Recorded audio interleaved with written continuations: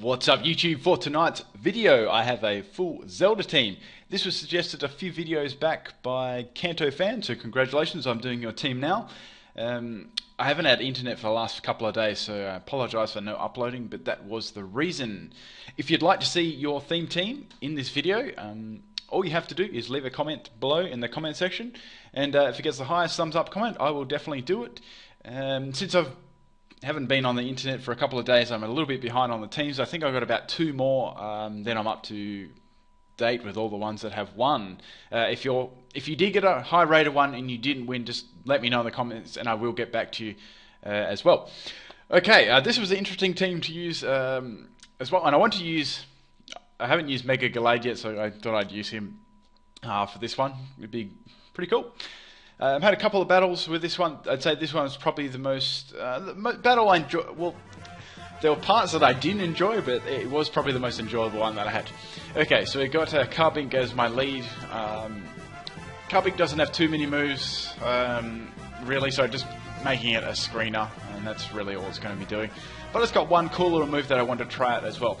So we've got a Minxiao lead. Since it didn't use Fake Out, I'm thinking it might be choiced, but yeah, I definitely think it's choiced there. As I said, I'm just going to set up my Reflect anyway, and my light screen. So we've got a Mega Manetric here. Don't think that's going to be able to touch me too much, unless it has a hidden power. I'm not really scared of it at all. I can just set up my light screen after, and that's going to be pretty much fine. However, that's going to be quite annoying because it's really, really fast, and it's great at scouting. So it's got a double scout there with the Mianxiao and the Mega Manetric. So I was wishing I had some Stealth Rocks in this part of the match. Okay, in comes Glisco. Now this is a really funny part. I'm able to get my light screen off there, so that's cool. I knew Glisco would probably use something like Earthquake or maybe Toxic, so I just stayed in regardless, and this was really good. So you use Toxic on me, I'm like, okay, this is great. Since Toxic, this Pokemon relies on being poisoned as an ability. This actually gets skill swap, so I'm able to get rid of my Sturdy and get his Poison Heal. Not only did I didn't even think that I'd be able to make use of his ability, but since you poisoned me, I'm able to heal myself up, and he's actually going to get hurt by poison himself. So that worked out rather well. I was really only aiming to get rid of his ability to cause the Pokemon to swap out. So Glisco really has to swap out, or he's going to just take up toxic damage. In comes the Chansey. I can't really do anything else. Like my other move was Moonblast, just to get a little bit of damage, I guess. But that's it. I can't touch I can't touch Chansey at all. I'm just enjoying having my Poison Heal at the moment. Okay, so I have to swap Carbink out now. Not too sure what Chansey's going to do. I just thought I'd swap in Trevenant because he's a nice physical attacker. It's going to Seismic Toss. That's a nice nice little swap in there for Trevenant. Now this is a different style Trevenant. It's a very bulky, extremely bulky Trevenant in defense. And I wanted to make use of Harvest as well, so I gave it some Leech Seed and Citrus Berry. But I got a couple of different moves on it. So in comes Glisco. I know that it's going to probably use Toxic against me. I've got Protect on this just to scout out some moves and get a little bit of extra turn of Leech Seed as well. But unfortunately with that Poison Heal on Glisco, I'm not really going to be able to do much damage after he heals himself. So it's going to be a tiny little amount. I really can't be bothered stalling all day. Well, it's not that I probably wouldn't be able to, because I would go down to Toxic, even with Citrus Berry. But that would be too long, and I don't want to do that. So let's swap out. I need to swap something in that can just do some freaking damage to it. So I'm going to swap my Moon. This is, oh yeah, with the team suggestions, there was a really big list, so I just took the ones that I thought would be cool and some of the other suggestions as well.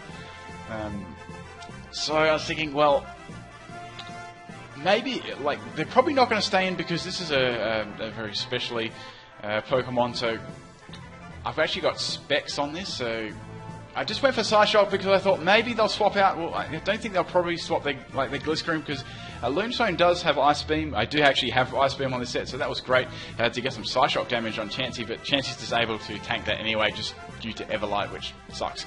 But that's really the best hit I can do against it. I just went for another one just to pressure it a bit, to see if it's got Softwell, which I know that it already has. In case they got cocky and attack me, but they're not going to. They're going to heal themselves with Softwell. And there's nothing I'm going to be able to do against this Chansey without a critical hit. That sucks, but that's really all I can do for Lunestone. So I have to swap him out there. I swapped in my Gallade here because I thought the chance he may go for another softball, thinking, oh, let's just Toxic Stall this out all day. I don't want anything to do with that. I want to kill this thing.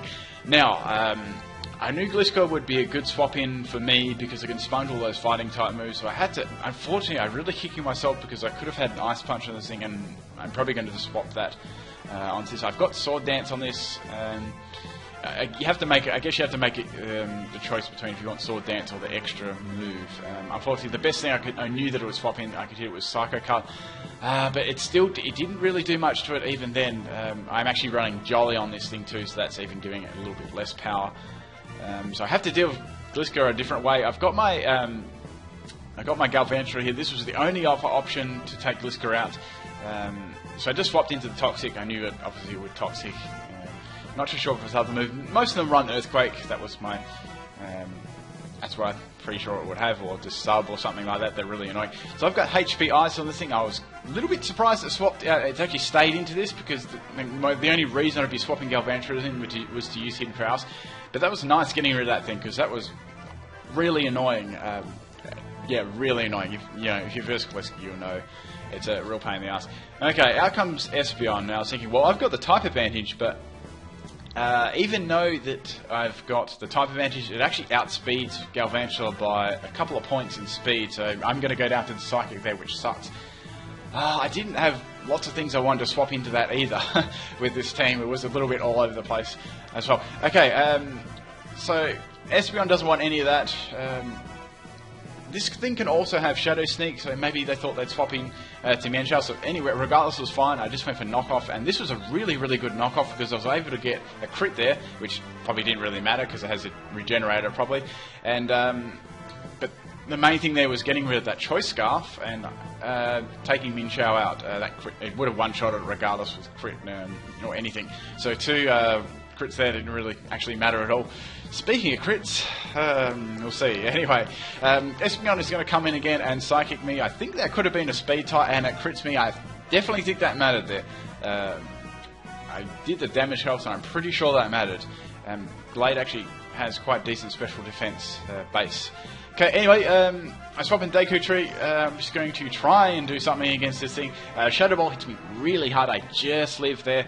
I even get a special defense drop, which really sucks too, because that's going to just really stuff up my strategy. But I do get a Citrus Berry off there because I've got Harvest. I Horn Leech here, but considering I've got most of my EVs in defense and health, it's not going to be able to take it out, which really sucks. I really would have liked the kill there, but that's how it goes really. So I have to swap him out because I know that I'm not going to take the Shadow Ball again due to that drop. I thought let's swap in Gossip Stone here. He can probably take a hit and get a little bit of life orb damage on that Espeon, which is what I want.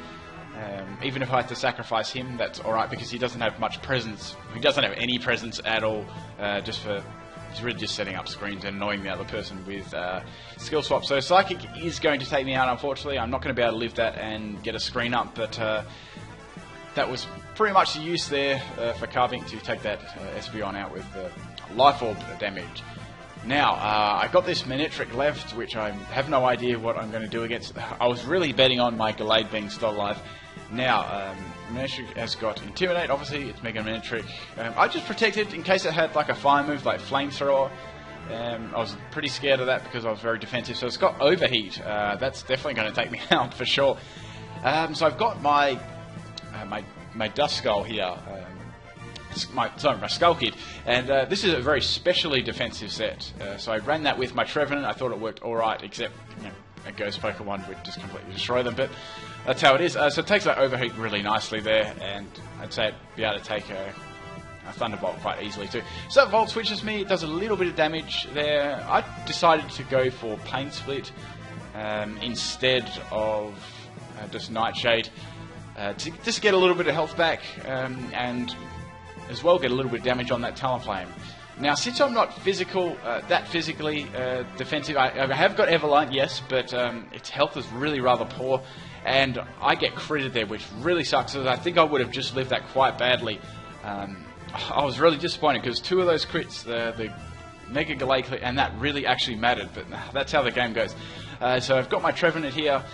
I know that I can't do anything against this. I'm just going to have to maybe try and just live, which I know that I'm probably not going to, and yeah, that really sucked losing that Dust Skull. That really broke my team there.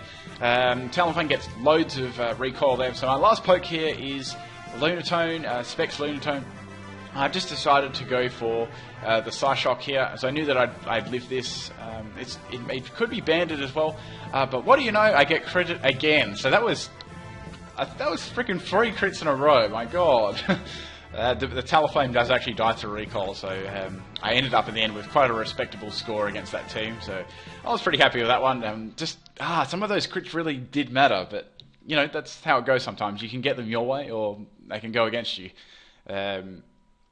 Yeah, like, what was left? There was a Mega Manectric left, and I think it might have been the Chansey.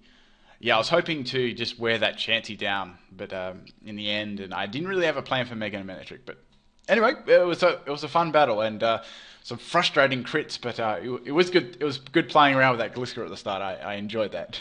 I'm sure they had lots of fun playing against that as well. Thank you for taking time out of your day for watching my videos. Peace out.